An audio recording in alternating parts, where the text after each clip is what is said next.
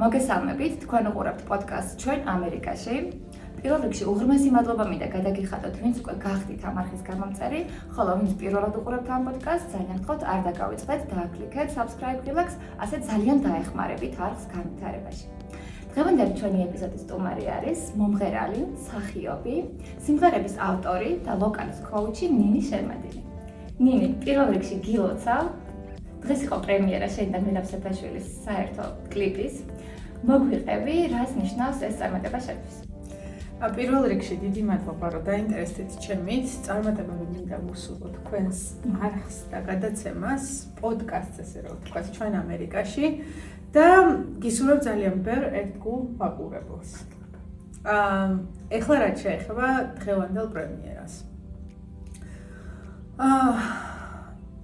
მელაბ სეფაშვილი სახელი და გვარი საქართველოში არის ზუსტად ისეთია სიძლიერის ხარისხის როგორც ამერიკაში მაიკლ ჯექსონი. დღემდე. ხო, ანუ ყოველგვარი რაღაცა გადაჭარბების გარეშე, იმიტომ რომ მე რო დავიბადე, არ მინდა ახლა მის ასაკს ხაზი გაუსვა, მაგრამ თვითონ თქვა დღეს გადაცემაში რომ 50 წელია სცენაზე დგას. მე ვარ 37-ის, 38-ის ვხდები. ჩემს ცნობიერებაში, აი, ტელევიზორი რო ჩაერთო, მას შავ-თეთრი ტელევიზორები იყო. მელაბ სეფაშვილი მახსოვს, ხომ არ შექცივდა ქალბატონოთი და დეკემბერით და ყველა მისი სიმღერა, აი ძალიან ღრმა ბავშვობიდან არის ჩაბეჭდილი ჩემს გონებაში, რა. თუ მკითხავთ დღეს, რომ ვინ არის შენთვის ქართული ვარსკვლავი, ანუ მამაკაცებიდან, ვინ არის საუკეთესო მომღერალი საქართველოში, მე აუცილებლად დავასახელებ მელაბ სეფაშვილს. მის ძალიან ბევრ კონცერტზე ვარ ნამყოფი, დედაჩემმა იცოდა ჩემი მის დამოკიდებულება, როგორ მიყვარდა, როგორც მომღერალი ისე. მე ყვარელში ვიზრდებოდი და ყვარელში ძალიან ბევრჯერ ვარ მის კონცერტზე ნამყოფი. თბილისში აღარ ვსაუბრობ, იმიტომ რომ სადაც მელაბ სეფაშვილი იყო, ეს იყო ნაკრები კონცერტები თუ მისი სოლო კონცერტი, დედაჩემს დავყავდი ყველგან. ავტოგრაფიც მაქვს ბავშვობაში. ეს წერილი, რაც გვაჩვენა ეკრანიდან, ხო? ხო, ანუ ხელმოწერა. ბებია ჩემს აქვს შენახული და მოკლედ ესე ამოხეული ფურცლით, როვე მაშინ ბლოკნოტიც მქონდა და იმ ბლოკნოტებით დავდიოდი ხოლმე მოკლედ ამ კონცერტებზე და ვაგროვებდი ხელმოწერებს, მაგრამ ნუ მოკლედ ავტოგრაფი მელაბ სეფაშვილის იმდროინდელი შენახული მქონდა. მთელი ბავშვობა, ეხლა ამას რატო უყვები? მე მინდა რომ ვიყო მაგალითი იმ ადამიანებისთვის, იმ ბავშვებისთვის, ვისაც წარმოუდგენლად მიაჩნია ოცნებების ახდენა. მთელი ჩემი ბავშვობა მე არ ვყოფი ვარ არც შეძლებული ოჯახის შვილი, არც ცნობადი, არც არავინ დამხმარებია ამაში. ძალიან ჩვეულებრივი ოჯახიდან წამოვედი, რომელსაც საერთოდ არ უნდა დედაჩემის გარდა ჩემი სცენაზე დგომა. ანუ დედა ექიმი იყო, დედის მხარეს ყველანი ექიმები არიან, მამა ჩემის მამა პედიატრი იყო დუშეთში, პაპი და ჩემიც ექიმია დღემდე, ანუ დედის და მამის მხარე ძირითადად იყვნენ ან პედაგოგები, მასწავლებლები, ან სამედიცინო სფერო. დედა იყო ექიმი სტომატოლოგი და ყველას უნდა მეც რომ მწმოდა თეთრი ხალათი. არავის არ უნდა ჩემი სცენაზე დადგომა. მე მთელი ჩემი ბავშვობა მახსოვს საკუთარი თავის არკესთან, ხან დოდო ჭიჭინაძე ვიყავი, ხან ცისკარას ვთამაშობდი, ხან ქეთო და კოტეს მედია ჯაფარიძე ვიყავი, ხან ბოლოს უკვე ამერიკელი ვარსკვლავები რო გავიგე მომღერლები, მე უკვე ვიტნი ჰიუსტონი ვიყავი ჩემს წარმოსახვაში და სულ ვიცოდი რომ მე ვიქნებოდი ძალიან ცნობილი მომღერალი. სულ ვიცოდი. ოღონდ ცნობადობაზე არ არის საუბარი, რატო გავაგრძელე ახლა ეს ყველაფერი და ბავშვობიდან მოყოლებული სულ ვიცოდი და მჯეროდა, რომ სადღაც ერთხელ აუცილებლად ვიმღერებდი დუეტს მერაბ სეფაშვილთან. მე ძალიან პატარა ვიყავი, როცა მერაბ სეფაშვილთან დუეტი ვიმღერე სცენაზე დავდექი, ყველა ყოველთვის მოწყვიტა, ეს თეორს YouTube-ში შეგიძლია მოძებნო. ვიყავი ალბათ 16 ან 17 წლის. ჟურნალის მე რო ჩამოვედი, იმედის ტალღა მიმყავდა და მაშინ ბატონ მერაბთან ესე ექსპრომტად გამოვიდა, რომ დუეტი ვიმღერე. და მაშინ მახსოვს, რომ უბედნიერესი ვიყავი, მაგრამ დღევანდელი დუეტი რას ნიშნავს? ხო, ეს ისედაც ცნობილი სიმღერა იყო, მაცაცოსების კვერაძის ულამაზესი სიმღერაა და დღეს უკვე ჩვენი საავტორო სიმღერა გვაქვს. ხეთია სპეციალურად ჩვენია და გიამ გოგორიშვილმა რომ მომწერა, რომ ნინი შეიძლება რომ ალბომში შევიტანოთო, ეხაც აი აქ მახსოვს რომ რა თქმა უნდა შეიძლება კი არა, არ ვიცი, აი უდიდესი პატივია ჩემთვის, რომ მერაბ სეფაშვილი ნამდვილად არის ცოცხალი ლეგენდა და მე დღეს მაქვს დუეტი ჩვენი პირადი, ესე რომ ვთქვათ, ჩვენი პირადი დუეტი ცოცხალ ლეგენდასთან მერაბ სეფაშვილი. სანამ ამერიკულ გამოცდილებას გაგვიზიარებ, მინდა შევეხოთ ცოტათი საქართველოს. საიდან იწყება ნინი შერმადინი? ის ნინი შერმადინი, რომელსაც დღეს არა მხოლოდ ქართული, უკვე არაქართული საზოგადოებაც იცნობს. ჩემი პირველი დებიუტი სცენასთან შემხებლობა მოხდა 3 წლის ასაკში. ყვარელში იყო რაღაცა კულტურის დღეები და მე დედამ და ბებიებმა მიმიყვანეს უბრალოდ როგორც მაყურებელი ისე. პირველ რიგში ვისხედით და ბავშვები გამოდიოდნენ, ცეკვავდნენ, მღეროდნენ და დედა ჩემს უთხარი, რომ ჩამსვი მეთქი კალთიდან, თქო, რომ ახლოს მივალ სცენასთან თუ შეიძლება მეთქი და კიო და უცებ გამოვედი სცენაზე. ჩემით. გამოვიცხადე თავი. ტაშს თუ დამიკრავთ, ვიმღერებ მე. 3 წლის ნინი. 3 წლის. მე წლის 1 წლის არ ვიყავი, რომ ლაპარაკი დავიწყე და ნუ 3 წლისას ენა მქონდა ზურგზე გადაკიდებული უკვე. გამოვიცხადე თავი, ეხლა ვიცეკვებ, ეხლა ვიმღერებ, ეხლა ამას ვიზავ, ეხლა იმას ვიზავ და ვეღარ ჩამოვყავარ ვერავის სცენიდან. ხალხს გიკრავს ტაშს. უბედნიერესები არიან, რომ ნომერი გონიათ დადგმული და კულისებში ხალხი მელოდება, რომ ვისია ეს ბავშვი. საიჩინა თავი ნინის სახიობურმა ნიჭმა. ჩამოხსენე სცენიდან თუ შეიძლება, ნუ მოკეთ, რომ ამომეწურა ეს რაღაც 1-3-4 სიმღერა ვიმღერე, ლექსი ვთქვი, ვიცეკვე კიდეც რაღაცები, უკვე დედა ჩემი რომ მარიშნებს მოდიო. მივხვდი რომ მეც უკვე აღარ მაქვს ბაზა, რაც შეიძლება რომ გამახსენდეს რომ გავაკეთო, ყვავილები მეთქი მოვითხოვე და იცი როგორ მახსოვს. ეხლა შეიძლება ვიღაცას არ ეჯეროს, მაგრამ ძალიან კარგად მახსოვს ეგ დღე. და 3 თუ 4 წელი მიხაკი მომართვეს. ეს იყო ჩემი პირველი სცენასთან შემხებლობა და მაშინ იძახდნენ, რომ აი რომ გადაყლაპაო სცენის მტვერიო, იმით რომ მოიწამლაო. მერე სულ რაღაც რო ტარდებოდა ყვარელში, გვათხოვეთ თქვენი ბავშვი, გვათხოვეთ. 9 წლის ვიყავი, როცა ფესტივალ გაზაფხულის ზარებზე გავედი და ჟიურის სიმპათია გავხდი, გოგა პიპინაშვილის სიმპათია გავხდი და 10 წლის უკვე ალბათ 10 წლის ვიყავი, როცა იტალიაში წავედით საერთაშორისო ფესტივალზე ევროფოლკი. იქაც პირველი ადგილი ავიღეთ, ჩამოვედით, მერე უკვე ნიჭი 1 წლებში დავიწყე სწავლა. ფორტეპიანოს და კლასიკური ვოკალის განხრით დოლოდია სამიძე იყო ჩემი ვოკალის პედაგოგი. კლასიკური ვოკალის, მაგრამ იქამდე მინდა ვთქვა, რომ ჩემი მასწავლებელი ვოკალის, ვინც სიმღერა მასწავლა, დამიმუშავა ხმა, შემაყვარა სიმღერა და ვისაც მე დღეს ვბაძავ, რომ როგორი უნდა იყოს მასწავლებელი. ეს არის ირმა ღვინიაშვილი. ირმა ჩემი მხოლოდ ვოკალის პედაგოგი არ იყო, ირმა ჩემთვის არის დედა იგივე, იმიტომ რომ ირმას ღვაწლი და ირმას ამაგი რამდენი წელს არ უნდა ვიცოცხლო და რამდენჯერაც არ უნდა მოვიდე ამ ქვეყანაზე, ვერასოდეს ვერ გადავიხდი იმ ამაგს და ვალს, რაც ირმას აქვს ჩემთვის გაკეთებული. პირველი ჩემი გამოჩენა ესე ფართო მაყურებლის წინაშე და ფართო აუდიტორიის წინაშე იყო ნუცას სკოლა. აი იქიდან დაიწყო. ეკრანებიდანაც ახსოვხარ უკვე საზოგადოებას.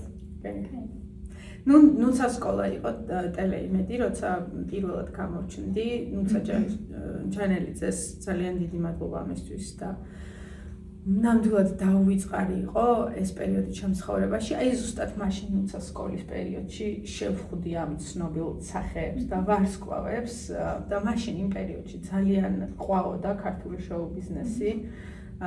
სპორტის სასახლეს და სტადიონებს ავსებდნენ ჩვენი ქართული მომღერლები და ნამდვილად ერქვა ამას შოუ ბიზნესში მაშინ. მერე იყო უკვე იმედის მერე იყო ბოდიში ჯეოსტარი.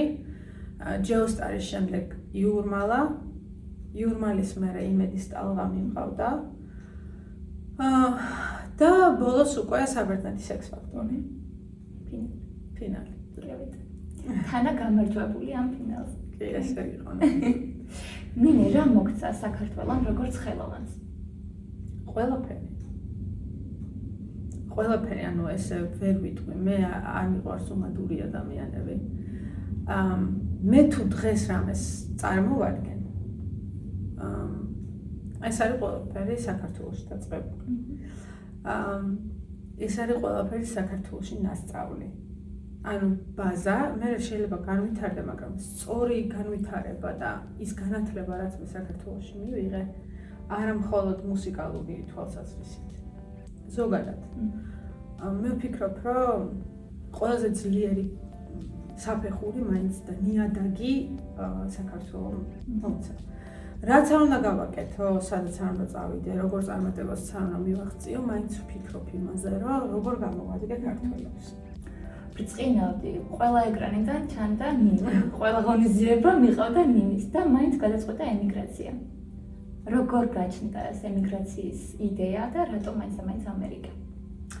არა, მაინც ამერიკა არ იყო, საბერძნეთშიც მოვსინჯე, სომხეთშიც მიმღერია და სომხეთში მინდა გითხრათ, რომ დამსახურებული არტისტის წოდებაც მაქვს. გიჟდები იქაურობაზე, იმიტომ რომ ორი დუეტი გვაქვს მე და ანდრეს ჩაწერილი. და საბერძნეთში ძალიან დიდი შანსი იმისი, რომ გამაგრძელებინა კარიერა იყო.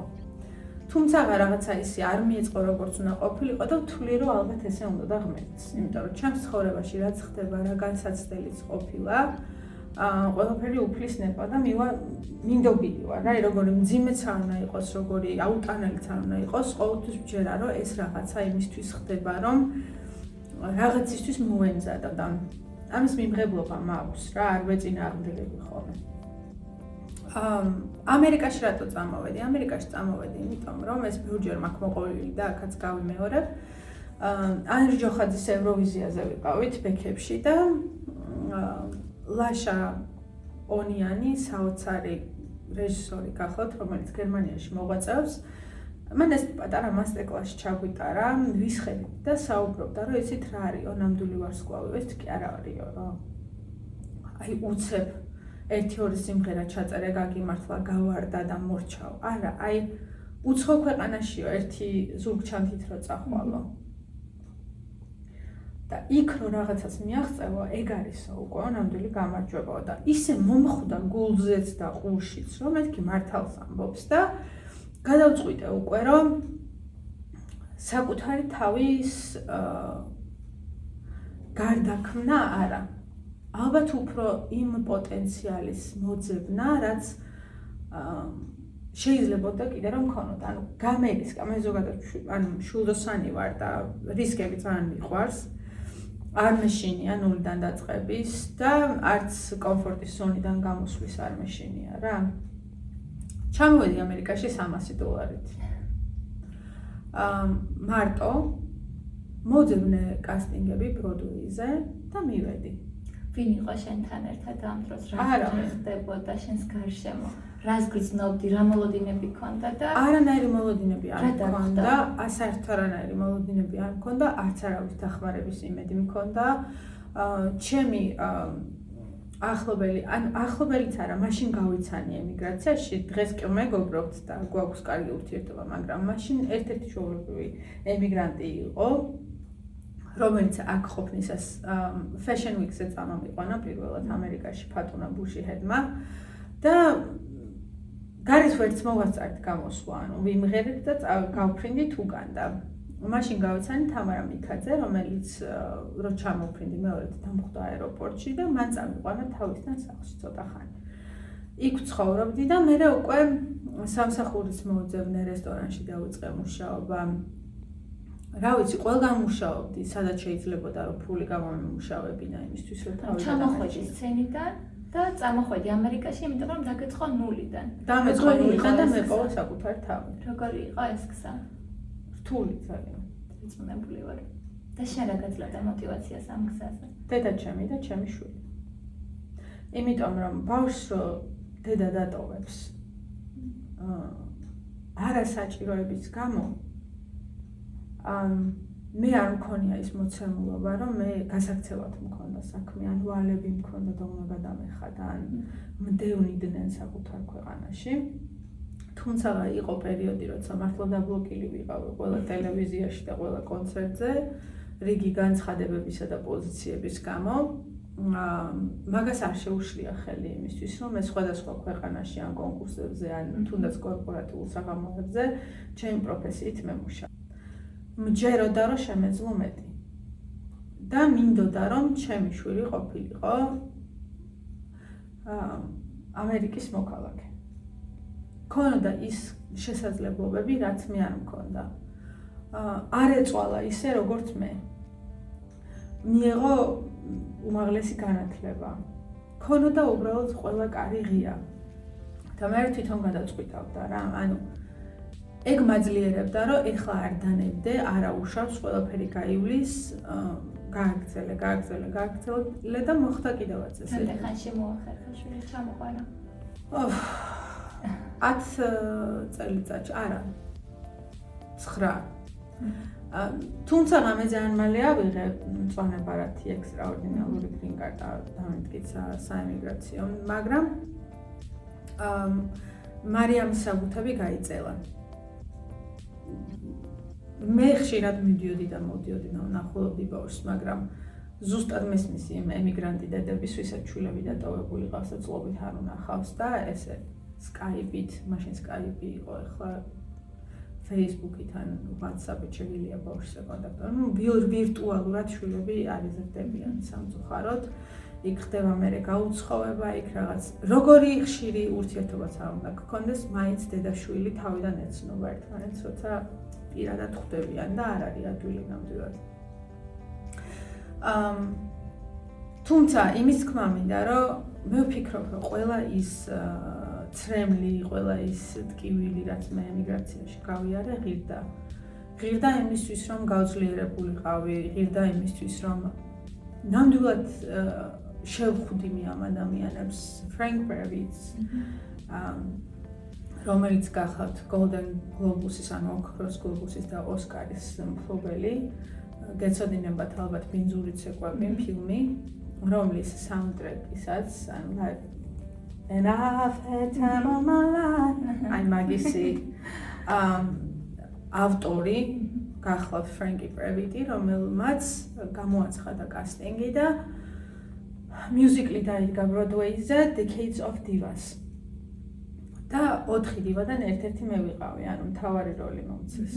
ანუ იმის თქმა მინდა, რომ როგორც მსახიობი, როგორც მომღერალი, როგორც შემსრულებელი საკუთარ თავს დაუმტკიცე ის, რომ არავის სხვას პირველ რიგში საკუთარ თავს, რომ უი, თურმე არც ისეთი ცუდი ყოფილი ვარ, შემძლებია რაღაცა. მერე ავტორშემსრულებების კონკურსის ნახევარფინალისტი აღმოჩნდი. ესეც მივხვდი, რომ უი, თურმე არც ისე ბანდ სიმღერებს არ ვწერ.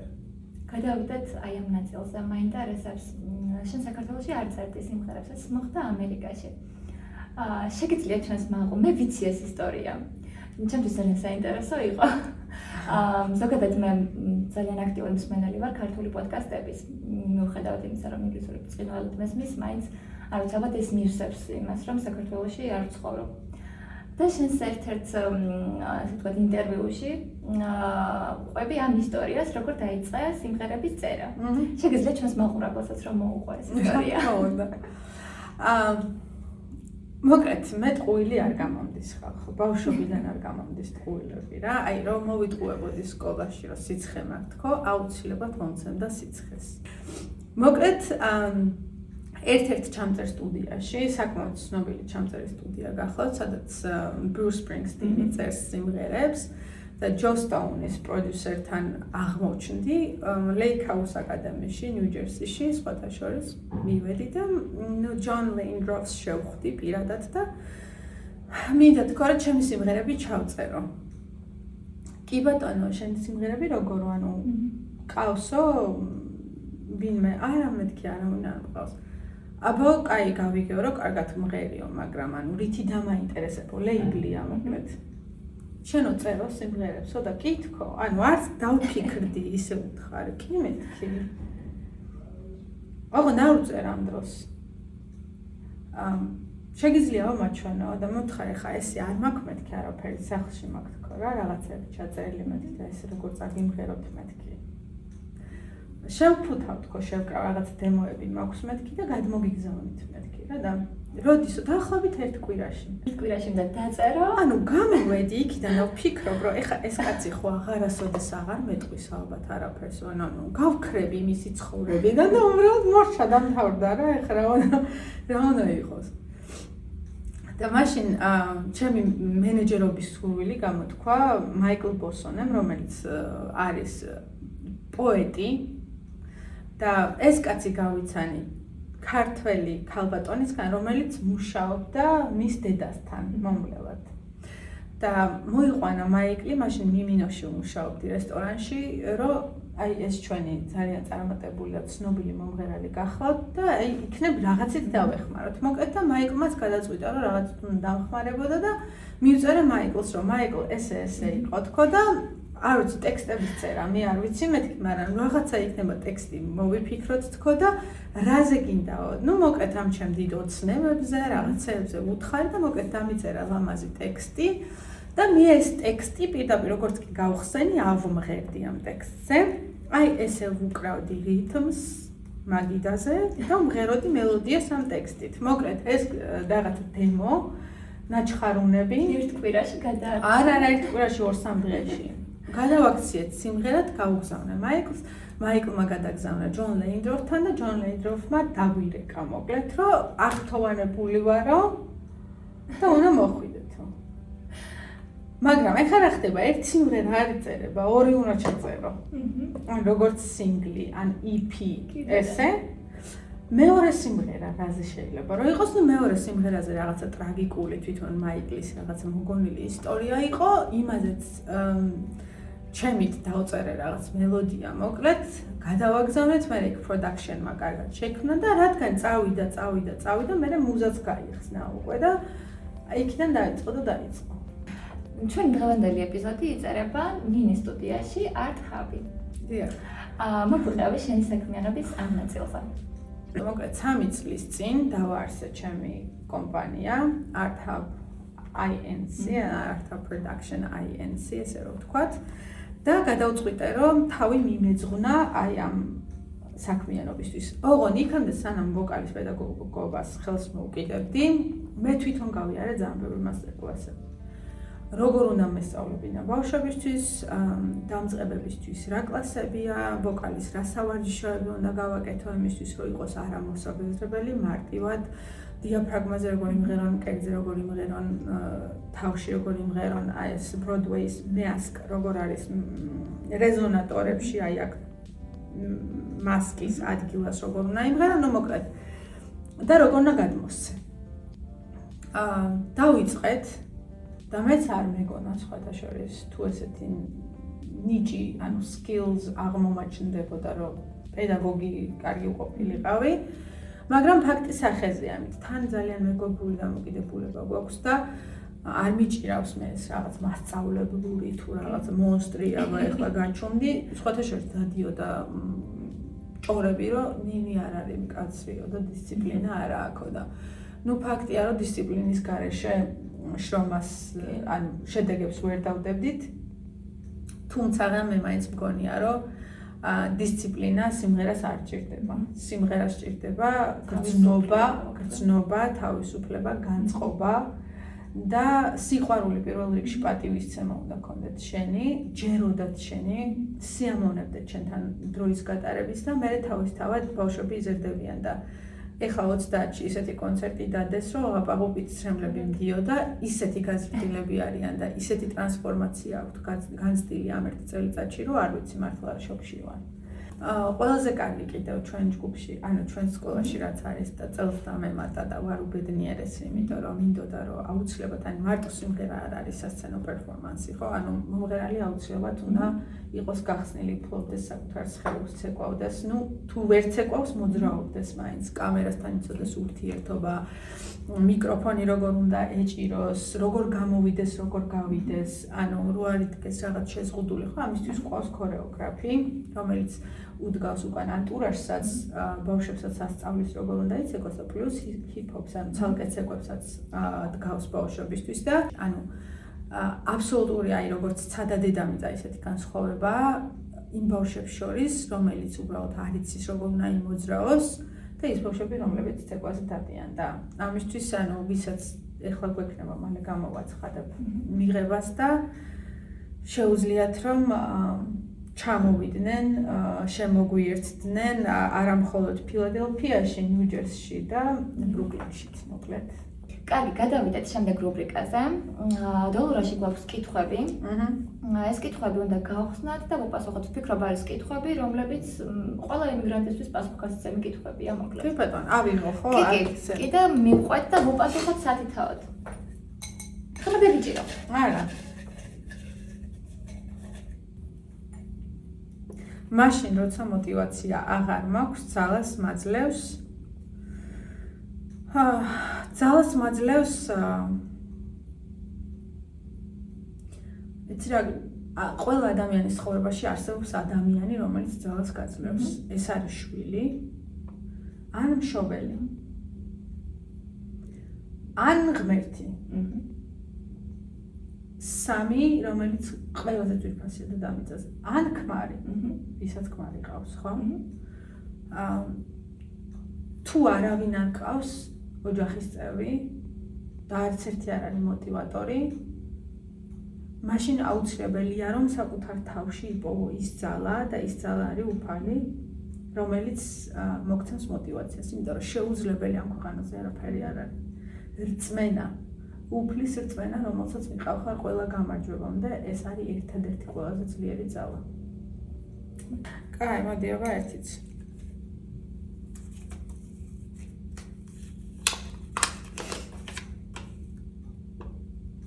რომ არა მუსიკა დღეს გავაკეთებდი. რომ არა მუსიკა დღეს ვიქნებოდი სტომატოლოგი. მართლა იმდენად კარგად ვიცი. სახლი ადგილია თუ ადამიანებია, რა კარგი კითხვა. არა, სახლი არის ადამიანები. რაღაც მომენტში ალბათ ადგილეთ, სადაც გაიზარდე, სადაც დაიბადე, სადაც ისიც გიყვარს, მაგრამ სახლი აუცილებლად არის ადამიანები. მარცხი, რომელიც ჩემი ყველაზე დიდი მასწავლებელი იყო ემიგრაციაში არის. ყველაფერი გამომიცდია ემიგრაციაში. ანუ მე ამას მარცხს არ დაუძახებ. გარდა სიმღერისა, მიმუშავია ყველგან. ყველგან, ყველა სფეროში, რაც შეიძლება რომ წარმოიდგინოთ, მომვლელადაც კი. და მე მგონია რომ ყველაზე ძალიან მაგან გამაკეთილშობი. იმიტომ რომ როცა იმას არ ვაკეთებდი, რაც მე მიყვარდა და მე გამოვიარე ყველა ის გზა, რომელიც თითოეულ ემიგრანტს გავლილი აქვს, მე ვფიქრობ, რომ ყველაზე მეტად მაშინ მაგან გამზარდა. იმ უფულობამ, იმ გაჭირვებამ, ყოფილა როცა $10 არ მქონია. და მირეკია, რომ პაგრაბოდ გახუარ გაქვთ, რომ წავიდე. და ხან რომელი ემიგრანტი გოგო მიცვლიდა სამსახურს, ხან რომელი და მე ვფიქრობ, რომ ყველაზე დიდი გაკვეთილი ეგ იყო. მე დამცალდა დედაჩემის და მამაჩემის სიბერე რომ ენახან ისინი მათთვის მომეულო და ეს ბებოები ვისთანაც რამე დრო გამიტარებია ვფიქრობდი რომ დედაჩემის და მამაჩემის მაგივრად ხო და მე ვფიქრობ რომ ეს მარცხი არ არის ეს არის მე მგონი ყველაზე დიდი წყალობა ყველაზე სევდიანი დღე ემიგრაციაში იყო თუ გინდა არ ვიპასუხოთ ყველაზე სევდიანი დღე ორი იყო ეგეთი ერთმანეთზე უარესი სევდიანი არა ალბათ უფრო ყველაზე მძიმე რაც კი ცხოვრებაში მქონია ერთხელ როცა მამაჩემის ამბავი გავიგე და მეორედ როცა დედა გარდაიცვალა სად არის ჩემი სახლი? ჩემი სახლი არის თბილისში. მარტივად. ჩემი სახლი მაინც ყოველთვის იქნება თბილისში. მიყვარს ამერიკა ვგიჟდები და ვფიქრობ რომ ესეც ჩემი მეორე სახლია, მაგრამ ჩემი თავარი სადაც ჩემი გულია და ყოველთვის იყო და იქნება და სადაც აუცილებლად ერთ დღეს დავბრუნდები. სამშობლო როგორც უფალი ერთია ქვეყანაზე დაო და სახლი აქაც მექნება და იქაც, მაგრამ იქ არის ნამდვილი ნიშნულოვანი ადგილი ესე მგონი. ნინი, შენთვის როგორც მინის დედიკოსთვის გვაქვს სიმბოლური საჩუქარი. ჩვენმა მაყურებელმა, რომელმაც მენახა ჩვენი ჯერჯერობით პირველი ეპიზოდი, უკვე იცის რომ ჩემი პოდკასტის ერთადერთი წამდგენი ამ ეტაპისთვის არის ჩემი პატარა ქართული ბრენდი ანა ბეჭდი. რა ძალიან მაგარი გაგოხარ, მიყვარს ხასათუქრები. ვის არ უყვარს? და განსაკუთრებით ქართული ბრენდების საჩუქრები მიხარია. რა საყვარელია! სამუდამოდ პასუხისმგებელი ხარ იმაზე, ვინც მოიშინაურეო. ექსიუპერი. ვინდები ნახე რა მამაზია. So cute. სამდიდი მაგია. გავაგზავნოთ მაშინ ჩვენი კითხვები დოლურადან. გავაგზავნოთ. ხო. ნახოთ რას გვიმზადებს. დღე როცა ვინანე რომ საქართველოდან წამოვედი. უბრალოდ ვინანე. აუ ძალიან ბევრჯერ ვერ ჩამოვთვლი. აი ძალიან ბევრჯერ ვინანე რომ წამოვედი. ეს ის პერიოდებია, როცა ყველაზე მეტად ფსიქოლოგიურად მიჭირდა ბავშვის გარეშე. კოვიდი, უსამსახურობა, ყველაზე მეტად, მაგრამ ყველაზე მეტად მაშინ ვინანე. როცა ჯვარი წერია ყველას, არავის არ გამოაცდევინოს ღმერთმა. როცა მამაჩემი გარდაიცვალა და აქ იყო შატდაუნი და ვერ წავედი. მახსოვს აეროპორტში მივედი და ხმამაღლა ვტიროდი რომ გეხვეწებით იქნებ რამე სპეცრეისი იყოს რომ გამიშვათ მეთქი, მაგრამ ნუ არ იყო ყველაფერი ჩაკეტილი იყო და დღემდე მაქვს ეგ გრძნობა რომ ხო არ ჯობდა რომ იქ დავრჩენილიყავი და ის თუ ესეთი მოკლე პერიოდი უნდა მქონოდა ჩემთან ურთიერთობის და ეს იყო მოსალოდნელი მე გამეჭარებინა მე იმაშიც ვიდანაშაულებ თავს რომ მე რო იქ ყოფილიყავი იქნებ უფრო მეტად ყურადღება მიმექცია და ისე არ ყოფილიყო ნუ მოკლედ ეს სინდისის კენჯნა სანამ ცოცხალი ვარ იქამდე მექნება და კი ყოველი დღე არის ალბათ ეგ სადღაც მაინც როცა უნდა ანობ და ვფიქრობ რომ შეიძლება არ იყოს სწორი გადაწყვეტილება ჩემი აწამოს მე ის მაბედნიერებს რომ ამდენ ქართულ ბავშვს ვიხმარები წარმატების მიღწევაში, ამდენ ბავშვს გზას ვუხსნი და ამდენი ბედნიერი თვალი რომ იგულებს ერთად და მულენ და ჩაგეხუტებიან და გყოცნიან მე რომ ვფიქრობ რომ იქნება ამისთვის ღირდა და ეს უნდა ყოფილიყო არ ვიცი დაწნებული ვარ ის ბავშვების და მათი მშობლებიც ჩემი მასწავლებლების მშობლებიც უცებ იგივეს პასუხობენ რომ ღირდა ნინი ნამდვილად ღირდა ემიგრაციამ ჩემში შეცვალა უი, ყველაფერი. ძალიან მეოცნები ვიყავი ის ჰაერში დავხდინავდი და ემიგრაციამ სიმყარად დამაყენა მიწაზე რომ ალბათ მარტო მაგისთვის მინდა რომ უფრო რეალისტურად შემეხედა ყველაფერს. დრო არის მთავარი დრო. ამდენი სამშობლოს სურნელს ამერიკაში მახსენებს არაფერი ამახსენებს სამშობლოს სურნელს. არაფერი შეეძრება. არაფერი შეეძრება. აი აეროპორტიდან რო გავდივარ თბილისში ესე რომ ჩავისუნთქავ ეგეთი სუნი არა აქვს არაფერს. გიჟდები ძალიან ბევრი ქვეყანა მიყვარს საფრანგეთი, იტალია, საბერძნეთი ძალიან მიყვარს, მაგრამ საქართველოსნაირი არ არსებობს. ერთადერთი ქვეყანა, სადაც ხარბად ვსუნთქავ ხოლმე და არასდროს არ მინდა იქიდან წამოსვლა. ამერიკაში დაბადებულ ქართულ ბავშვებს საქართველოზე ვეტყოდი. ამერიკაში დაბადებულ ქართულ ბავშვებს საქართველოზე ვეტყოდი კი არა ვეუბნები. რომ ისინი არიან ყველაზე ბედნიერები, რომ არიან ქართველები. ჩვენ ვართ მართლა ღვთისგან მკურთხეული ერი. განსაკუთრებული ფესვებით, განსაკუთრებული ნიჭით, ვიზუალით. ნახე რა ლამაზები ვართ. რა მომცა ამერიკამ ისეთი რაც ვერ ვიპოვე საქართველოში. ამერიკამ დამაწყებინა songwriterობა. ალბათ საქართველოში არ დავიწყებდი, იმიტომ რომ განებივრებული ვიყავი ისეთი საოცარი კომპოზიტორები ყავდა, რომ მათ სიმღერებს არც არასოდეს არ ვცდიდი. ამერიკამ უფრო მეტად გამზარდა როგორც პიროვნება, ესე ვიტყოდი. ამერიკამ მასწავლა საკუთარი თავის ფასიც. აღმოჩენინა ის უნარები, რაც საქართველოში მგონია რომ ვერ აღმოვაჩენდი. რომ თურმე ერთნაირად შემიძლია რომ ვიყო მასწავლებელიც, მომღერალიც, მსახიობიც, კომპოზიტორიც, ბანკირიც. საქართველოში ალბათ მარტო მომღერლობას გავყვებოდი და ესე ძიებას არ დავიწყებდი. თუმცა ისიც მინდა ვთქვა, რომ თეატრალურში უფასოზე მოვხვდი და ვიცოდი, რომ კარგი სამსახიობო მონაცემები მქონდა.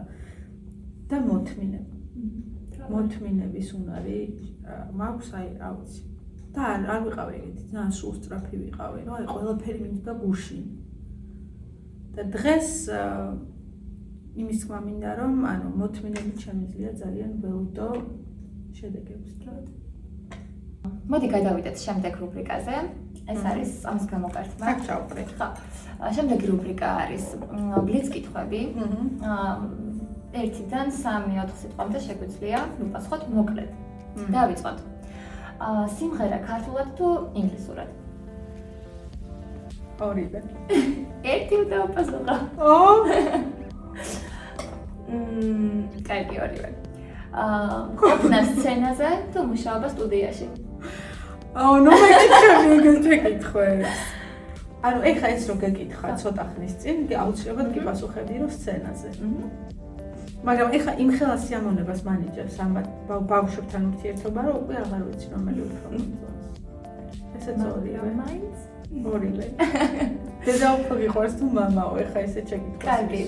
აქ მგონია რომ მოარჩევ. 1 მილიონი გამომწერი თუ 5,000 ერთგული ფანი? 5,000 ერთგული ფანი. ახლა როგორი არაკომერციული ადამიანი ვარ ხედავ. კი. ძველი ჰიტის შესრულება თუ ახალი სიმღერის დაწერა? ახალი სიმღერის დაწერა. ქართველი მსმენელი თუ ამერიკელი მსმენელი? ქართველი მსმენელი, საოცახად. საყვარელი ქართველი მომღერალი? მერაბსეფა. ერთი სიტყვით შენთვის ემიგრაცია? გამოცდილება. ერთი სიტყვით სამშობლო? ღმერთი. ერთი სიტყვით ვაუ, სიყვარული? როგორ მოვიდა თავისით, იცი არა უფიქრდი. სიყვარული? კი. ერთგულება. ემიგრაციამდე თუ ემიგრაციის შემდეგ? ემიგრაციის შემდეგ. დაბრუნება თუ დარჩენა? დაბრუნება. სულ ეს იყო ჩვენი ბლიც კითხვები. დასასრულს მინდა დაგისვა ერთი ჩემთვის ძალიან მნიშვნელოვანი კითხვა. შენ რომ გქონდეს შესაძლებლობა დაბრუნდე წარსულში და შეხვდე 18 წლის ნინეს, რას ეტყოდი მას?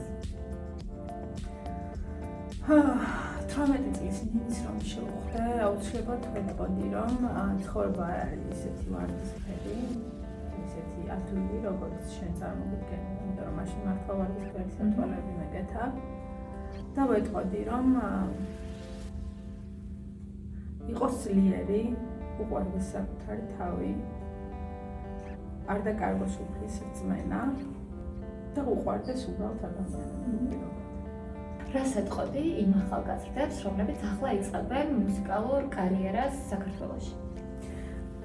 მე ვადევნებ თვალს ჩვენს ახალგაზრდა და ახალ თაობას, რომელიც იზრდება, მინდა ვთქვა, რომ აღფრთოვანებული ვარ მათ ინჟინერებით, ეს არის მართლა უნიკალური ბავშვები არიან და მინდა გითხრათ ბავშვებო, რომ თქვენ ის თაობა ხართ, რომელიც მსოფლიოს შეცვლის უკეთესობისკენ მიამსინჯერა და წინ თქვენი ოცნებების სასახდენად. ყველა ოცნებას თუ დაისახავთ მიზნად, ისინი აუცილებლად რეალობად იქცევა და იმახსოვრეთ ნინი დეიდას სიტყვები. მადლობა ნინი, შენი ისტორიის გაზიარებისთვის. პირიქით მადლობა, რომ დაინტერესდით. მადლობა, რომ გვიყურეთ. სულ ეს იყო ჩვენი ეპიზოდი. იმედია მოგეწონებათ. თუ ჯერ არ გამოგიწერიათ ეს პოდკასტი, გამოიწერეთ და შევხვდებით შემდეგ ეპიზოდში. ნახვამდის.